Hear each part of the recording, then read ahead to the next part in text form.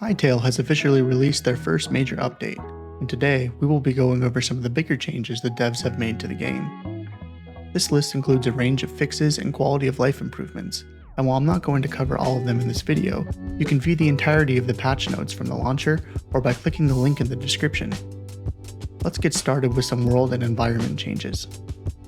This update's most significant feature is the introduction of dinosaurs and other NPCs to the underground jungle biomes. They currently use placeholder behaviors and are still a work in progress, but it's nice to see the dev team adding fresh content so early on. There's even some mods already available that let you ride the dinosaurs. In order to see these changes, you'll need to travel to an unexplored area so the new environments can load them. Some smaller environment changes in this update include the addition of volcanic effects beneath volcanic areas, and some fixed block and entity placements in villages and temples.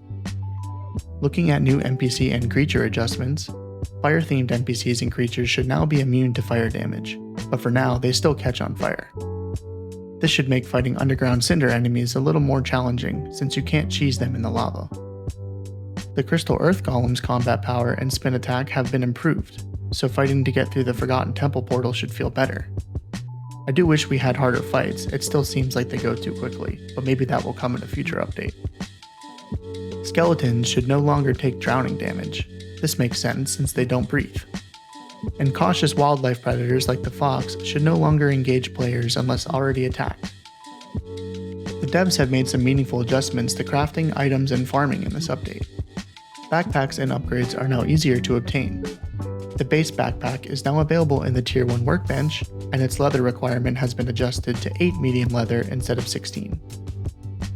The first backpack upgrade is now available in the Tier 2 workbench, making the overall backpack crafting and upgrade process more spread out over game progression.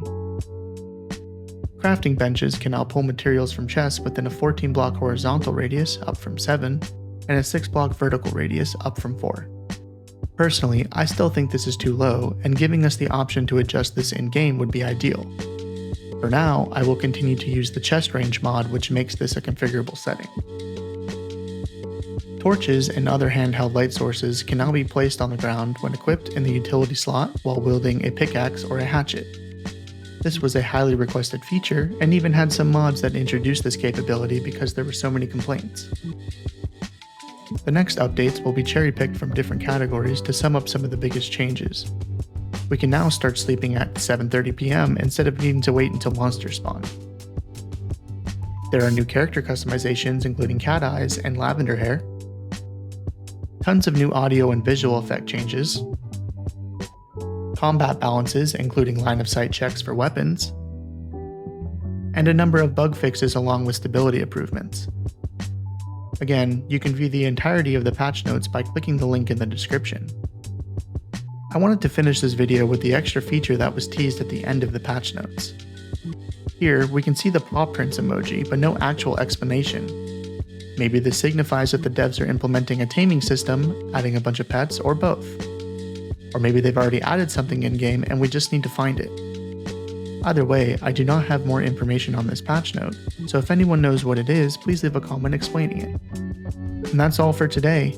If you don't want to wait for updates to expand Hytale's gameplay, check out my top 10 mods playlist. If you enjoyed this video, hit that like button and subscribe for more Hytale content. Thanks for watching, and I'll see you next time.